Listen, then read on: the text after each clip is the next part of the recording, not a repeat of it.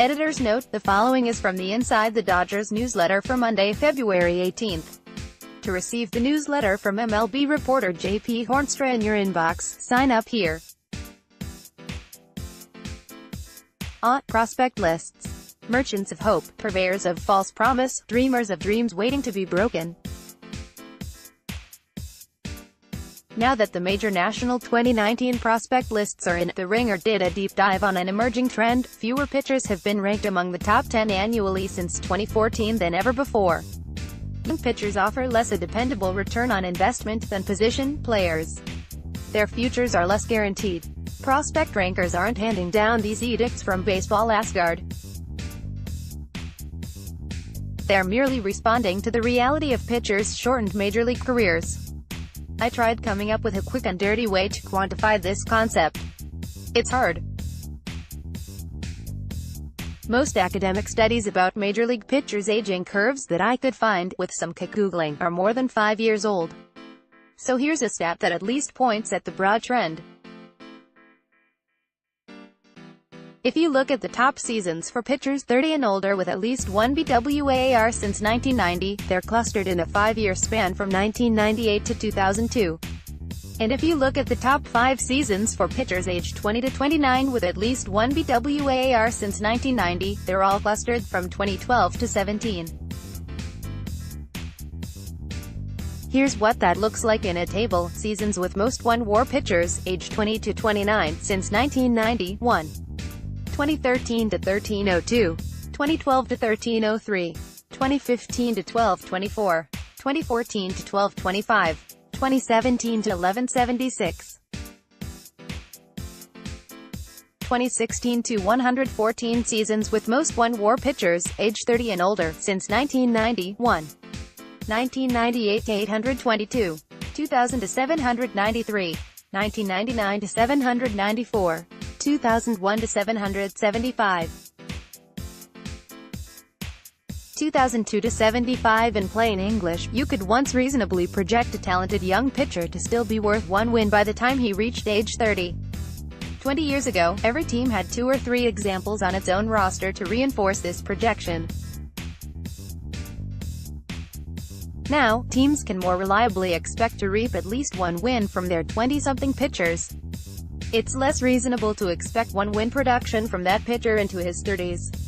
That's not empirical proof that pitchers' careers are over earlier, but it sure looks that way. If nothing else, a pitcher's productive years seem to be ending sooner. If you're in the business of ranking prospects, what do you do with this information? When comparing two young pitchers with similar skill sets, do you favor the pitcher with better indicators of long-term health? It sounds like this was part of J.J. Cooper's thought process as he ranked prospects for Baseball America. Wrote Ben Lindbergh, Cooper says the last straw for him when it came to highly placed pitching prospects was Dodgers southpaw Julio Urias, who appeared on BA Top 100 lists 3 times, topping out at number 4 in 2016. Urias made the majors that May at age 19, but he missed most of the 2017 and 2018 seasons after undergoing anterior capsule surgery. The lefty, who returned late last year to pitch out of the bullpen, won't turn 23 until August, but the shoulder is still a concern. He was a near-perfect pitching prospect, extremely advanced for his age, excellent stuff, and solid control, Cooper says. And the Dodgers had gone far out of their way to make sure he was never overworked. And he still broke down with a serious injury that will likely affect his ability to meet his very lofty ceiling. Even the riskier top-hitting prospects like Yoan Moncada still are likely to have lengthy, productive careers.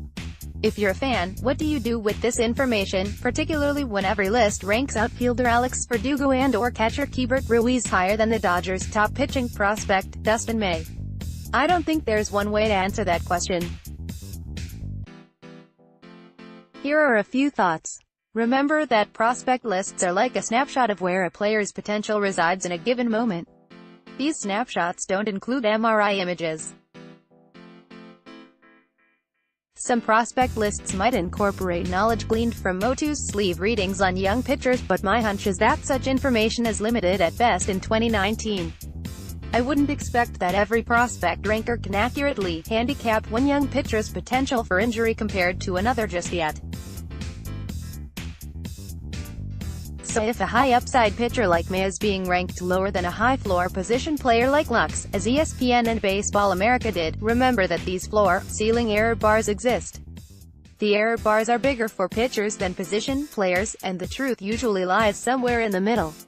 Urias has a chance to do something important here, too. His injury, a torn anterior capsule in his left shoulder, is relatively rare, especially for a 21-year-old. That makes his potential for recovery harder to prognosticate. Because pitchers who undergo this surgery are typically older, and have accompanying damage to their rotator cuff or labrum, direct comparisons to other AC surgery patients are unfair. There are good reasons to believe Urias will come back strong, including his performance in 10 games to end last season. If Urias was a big reason why pitching prospect rankings are being depressed, he can either validate or invalidate the idea that such a serious injury should downgrade the ranking of future pitching prospects. The Dodgers' philosophy of limiting their pitchers' innings seems to be designed with the short term in mind. But it might help extend those pitchers' productive years in the long run, too. Maybe that means Dustin May's peak has a chance to last longer than a similarly talented pitcher in another organization. Who knows? Prospect rankings are all a big guessing game, and this is an interesting time for those floor-ceiling error bars. JP, sign up for the Inside the Dodgers newsletter.